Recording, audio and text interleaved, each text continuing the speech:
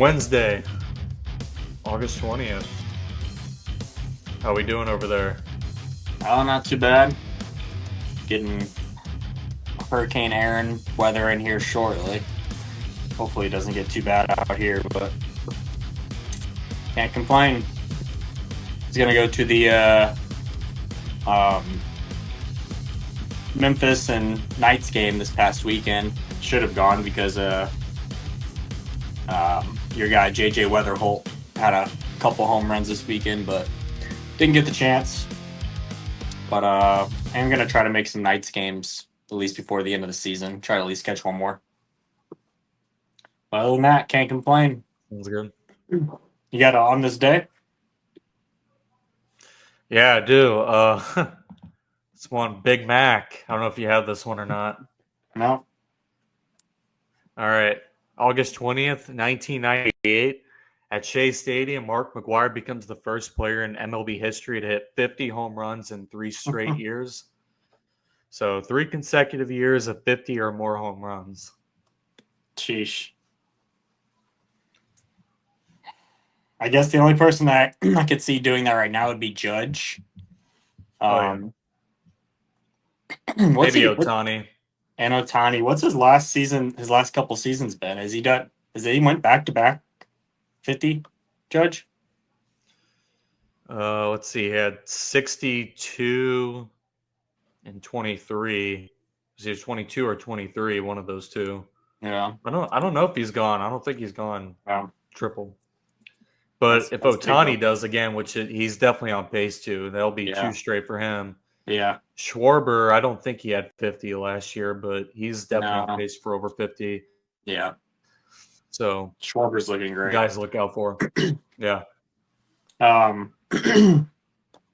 So speaking of home runs, on this day, 1945, Tommy Brown becomes the youngest player to hit a major league home run at 17 years old.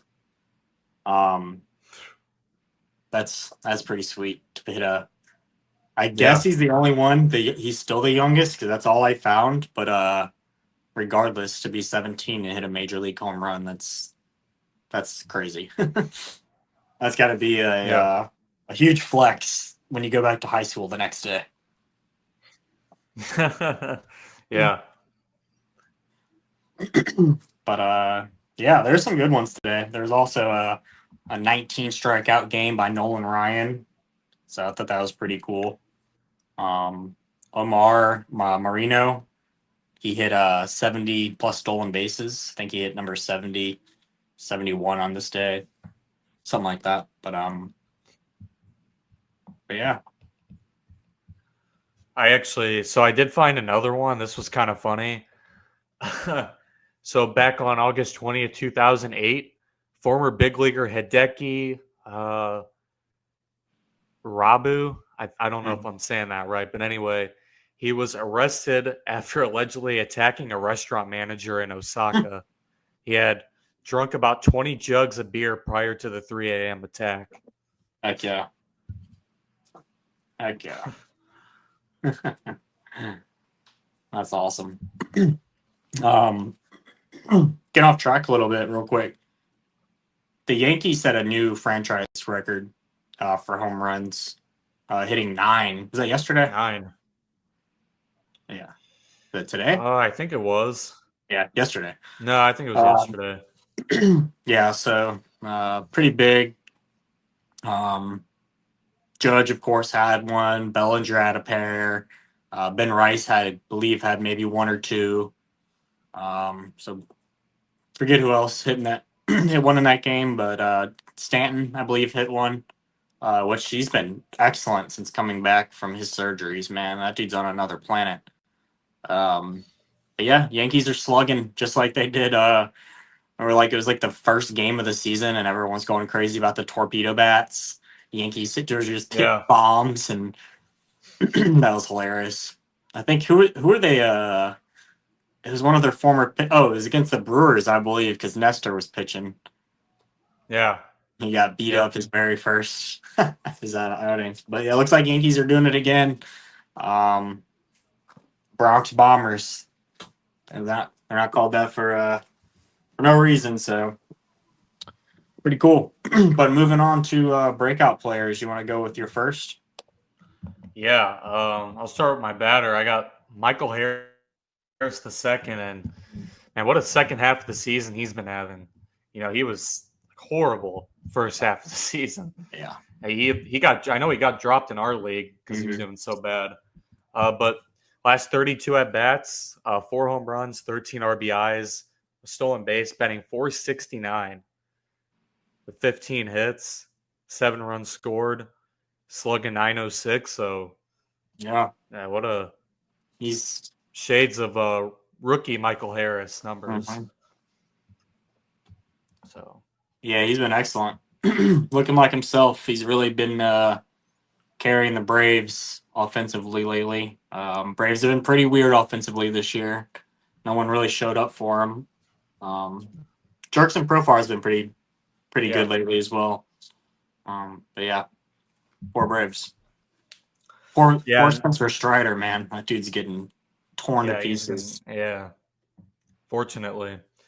But speaking of pitchers, man, this is kind of tough because, of course, Tarek Skubal, he's been on another planet the whole season. I was between two, and I wanted to do Trevor Rogers, but I know we've already covered him, so he's also been on another planet. Yeah.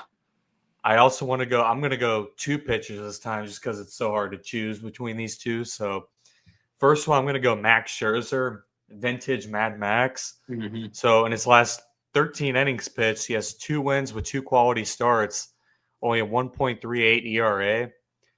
He's got 7 strikeouts in that time. He's only given up 2 earned runs. So, I mean, this is like Nationals, Tigers, Max Scherzer. So, and Mm-hmm. then my other one who had a really good start, he had 12 strikeouts last night against the Angels, is Hunter Green. So, in his last 12 and a third, he has 2 quality starts with a win. He's struck out 18 with just a 2.19 ERA and a 0.73 whip. So, I mean, it's been a lot of good pitching recently. Yeah, that dude's a stud, man.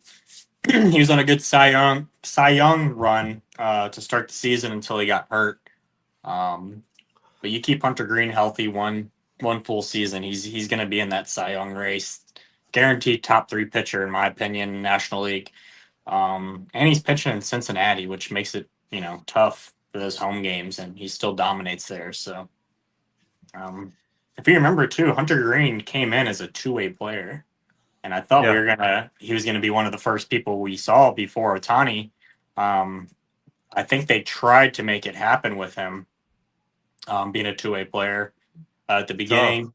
Yeah, and it's tough. And he's done great pitching, but you see how hard it is just to keep your body healthy while pitching. That's why I don't think people realize what Otani, what he actually is. I mean, yeah, he's had his surgeries and stuff, but to be that consistently good is insane. Um, but speaking of 2-way players, that'll be my breakout pitcher, Noah McLean. Um, don't think we'll be seeing him hit too much. He could. I don't think he's really focused on batting as much this past year in the minors, but last few years, he did get drafted in 2023 and came up as a 2-way player. But he's my breakout pitcher. I know he's only had one game, but he was really making the climbing the ranks in the pitching or in the MLB top 100 prospects and in the pitching ladder down in the minors. He was known to have the best sweeper in the minors, and he's came up, had his first game against Seattle, which is a tough team to go out against this year. He went 5.1 with 8 strikeouts. He did have 4 walks. But he did get the win, and his sweeper and curveball were just making people look silly. Forget the total amount of whiffs he ended up having, but still 8 strikeouts in your debut. He just looked like a natural out there. So, I'm sure he'll be pretty limited, maybe for the rest of the year. I think he's already over 100 innings, so he's kind of reaching to where he was already at for last season. But man, watch out for Noah McLean next season. Mets in the playoffs, I'm sure if they have the chance to use him, even out of the bullpen, they will. But But yeah, he's my breakout pitcher. And the Mets, man, they've got a lot of good pitching studs getting ready to come up with him, Jonah Tong, and Brandon Sproat, I think is how it's pronounced. Um, those two dudes are, just waiting to come up at any point now. Been dominating the minors. And then who's the guy last year that the Mets had that I made a trade with you in fantasy and he ended up getting hurt. But he was a stud when he came up. Yeah, Christian Scott. Christian Scott, yeah. And they get him back next year. I mean, they have all those guys in the rotation. That's going to be a nasty rotation for the Mets. So I like what the Mets are doing with their drafts. Yeah. Moving on to my hitting prospect. I went with a guy most people have known about. He's kind of been bounced around. Drafted in 2014 by the Astros, and that's Ramon Laureano. He's been silently good this year. I don't think he's getting enough attention that he deserves. His career numbers aren't too bad. He's a 250 career hitter, 770 OPS. But this season, he's hitting out of 323 at bats. He's got 19 home runs, 58 RBIs, 5 stolen bases. He's hitting 294 with 358 OBP and 903 OPS. So super great this year offensively. His last 7 games, 26 at bats. He's got 10 hits, 3 home runs, 4 RBIs, 2 walks, 5 strikeouts, 1 stolen base. He's hitting 385, the 448 OBP, and an 808 slug. His whole month, man, his last 30 games, he's got a 609 slug, 313 average, 12 homers in those as well. So yeah, it was a sneaky pickup for the Padres. Like they have one of the more underrated, I think, trade deadlines because they got Laureano and O'Hearn, which both have been pretty good. Jason Miller. Well, yeah, they did go out and get this guy, and he's just been a straight stud all season long. So I think he deserves a little bit more attention. And yeah, man, I like what the Padres are doing. Although they did trade a really badass prospect who's been lighting it up lately. So yeah, he'll be ready for Vegas. Yeah. But yeah, those are my breakouts. Nolan McLean, Ramon Laureano, kind of 2 different players in their career paths, but 2 really good players at the same time. A little underrated. Yeah, for sure. And then the last couple of years, Laureano really hasn't done that great. I know he's kind of bounced around a couple teams. Yeah. He's definitely had more of a resurgence this season. He's always had a good goal, as good as he's been hitting this year. And then you add those 2 other elements. I mean, it's good outfield already just for him. So, yeah, I agree. What'd you have next? Yeah, I just wanted to talk about and give a shout out to 2 studs that were called up. Both, I think they were both in the top 10 or top 10 of the top 100 prospects. So it was, I think, Sundays when Sam Basallo got the call for the Orioles, which he was their number 1 prospect. And earlier today, Bubba Chandler, the NC team, and I plan to keep both of them. So I've been waiting for a while for Bubba Chandler. I made a trade for him a few weeks before the deadline. And not really the best stats. I know he's had a walk issue. So I think he's set to make his debut. I think he's set to make his debut Friday against the Rockies. And I think that they might also be using him out of the bullpen too. So I don't think he's going to be set in the rotation. I could be wrong. So he might get like a start here, start there, and being used out of the bullpen. I don't think it's a bad idea. I mean, but he's seems like he's been a higher strikeout pitcher too, so that helps. And then Samuel Basallo, I think he is the youngest player this season, if I'm not mistaken. And I think he's probably going to be the youngest player the rest of the season and possibly next season. I think he's only 20 years old, something like that.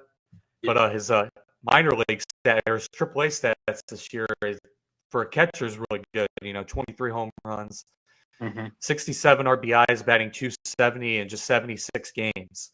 So yeah, he's and the way he hits the ball, and go ahead. He's been hitting decent already in his first few games, and his first game he actually had his first career home run robbed by who's playing right field. Jesus Sanchez. Yeah, and he actually robbed 2 home runs that game. One was a grand slam. Yeah, from Gunner, and he robbed Basallo's home run. Mm-hmm. But I think I told you, and I don't know if it's just me, but his swing and his stance just reminds me of Yordan Alvarez's. Yeah, just and whenever you have a swing like that, when you're built like he is, he's a big guy. I mean, there's going to be some home runs. And he may have been compared to him also. The way how hard he hits the ball, and his OBP and OPS are probably going to be real high. He might not be a 300 hitter, right, but he'll probably still hit 270 with maybe 40 home runs. Who knows? For a catcher, so, I mean, that's like Cal Raleigh numbers. Yeah. So hopefully for fantasy wise, I do know for him to keep that catching eligibility next season. Yeah. Not sure how ESPN does it exactly. Hopefully he keeps it for next season, but I do know he will have to play games. Is how I thought it would, like 10 games at catcher at least. So I'm not sure how the Orioles are going to play that because obviously they got Rutschman, but I don't know if they're going to. Well, regardless, first base and catcher for both guys and DH. I know they got Mountcastle back, so well, regardless, even for your fantasy team, you'll have, if he does end up just being a first baseman, even in fantasy, you'll have probably the top 2 first basemen in fantasy, arguably with Nick Kurtz, and then you could put him in that util spot, Sam Basallo. Yeah. So and then you're set no matter what. I still got Josh Naylor. I'm thinking about. So as far as keeping goes, put him in your other util spot, and you already got. There's 3 stud bats right there. Yep. So you don't have to. Doesn't have to be a DH that goes in that util spot. Some people like to just do that, but no, you don't have to do that at all. But only other thing I had before you get to crazy stats or anything is just I kind of feel bad for the guy because he does. I watched the game where he got injured and he was off to a good start. He's a huge help in that Mariners lineup, and they're a big name right now. And Mariners, they need as much. He's one of their better players, so they need him in their roster to keep it going. But I do get his frustration. He's been getting hit a lot. I know that the whole Joey Estes thing, that is who hit him. He's hit Victor Robles a couple times in the past already. So if you don't know, whoever's listening, Robles was given a 10-game suspension for throwing a bat. And pitcher Joey Estes of the A's in a AAA game, he was hitting a hand by like an 89-mile-an-hour fastball or sinker or something like that. And I watched the video. Yeah, it looks like it hurts, but man, you don't throw your bat. Some people even say that 10-game is he's kind of getting a slap on the wrist. Because if it would have hit him, man, that's an assault you hit charge. somebody. You hit somebody with a bat. Don't throw a bat. Like if you want to do it, be a 10-game suspension, but don't throw a bat. That just makes you look like you can't control your anger. Quit when you blow up like that fast. It's not a good look, but at the same time, I do feel for him. He probably just wants to be out there playing baseball, and now again he's set back. So Mariners will have him, before too long, and will be a big help to that playoff roster. Yeah, no. Like the playoff roster, like everyone was laughing at you for picking the Mariners for winning the division. It's looking pretty promising. Yeah, I was just gonna bring that up. I mean, there's still time left, but Yeah. I think Cal Rowley's definitely helped me out with that a little bit. Yeah. Jay Rod's second half, uh, pretty good. Mhm. Josh Naylor's definitely been helping out, stolen bases, hits. Yep. Of course, the pitching. Pitching's always been good. So, I don't know. Mariners is just. I always view them as like a really good team when the bats are going. I mean, so we'll see where that goes. And they have the advantage too, if they play their playoff games in Seattle, obviously it's their home stadium that, typically home stadiums they have their advantage. But I think Seattle really has the grades, like their pitching, it's tougher for hitters there, better on pitching, and I think it's a bonus for them because they can still hit there. They're a little bit more comfortable there. Yeah. They know the park a little bit better, so they know it. I've heard that it's kind of weird seeing the ball come in Seattle when you're in that box. So I don't know exactly what it looks like or why it's so difficult in Seattle. But yeah, dude, I am rooting for this week. And we've always talked about pitching, how important that is. And if you don't have the pitching, you're not gonna make it through the playoffs. I mean, Cardinals are a great example of that, of having some pretty good hitters and good defense, but pitching is just like a C minus going on a D. You gotta have A pitching, and that's why I could see the Mariners going a lot farther than a lot of these other teams because they got better pitching than the Yankees. They got better pitching than the Red Sox, in my opinion. I mean, they have probably the best pitching in baseball. So, and now that they have hitting, that's looking good for them. Yeah. But all right. So your on this day was from 1945, right? Yeah, I believe so. 45. So I got a crazy MLB stat from 1945 to match that. So in 1945, the Washington Senators had a starting rotation consisting entirely of knuckleballers. I thought was pretty interesting. They combined for 60 complete games and 60 wins. Huh. That's interesting. So, yeah, you don't really hear of that many knuckleballers anymore. And then you have I don't know why people don't, man. Knuckleballers. It's funny. I can actually throw a decent knuckleball down the plate, and I play in that baseball league, and I kind of want to see if I can get in and do a little relief pitching a little bit more next year. Test it out. Just why not? But a lot of people I talk to, have no idea how to throw a knuckleball, or most people don't. But it's like, why not try to learn that? Because it's one of the toughest pitches to hit. Like Matt Waldron, his year was so successful last year because of the knuckleball. Like he's kind of slowed down. He dealt with some injuries towards the end of the season. Not sure what he's doing right now. I know he did get the call. I don't know if he went back down or not. But when his knuckleball's on point, man, nobody's touching him. Tim Wakefield is obviously a good, R.A. Dickey. But yeah, like just. Yeah.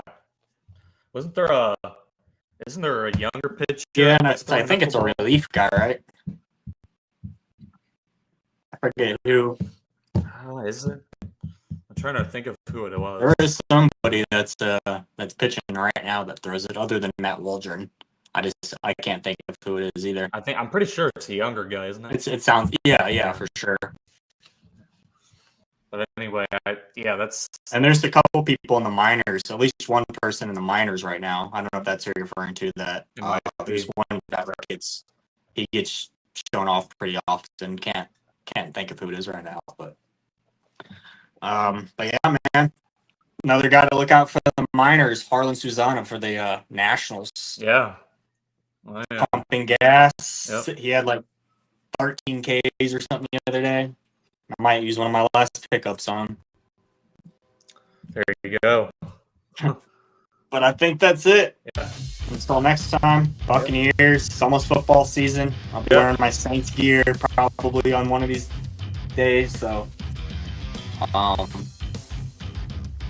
you're ready for draft for football. It's coming up. My baseball fantasy draft season's basically over.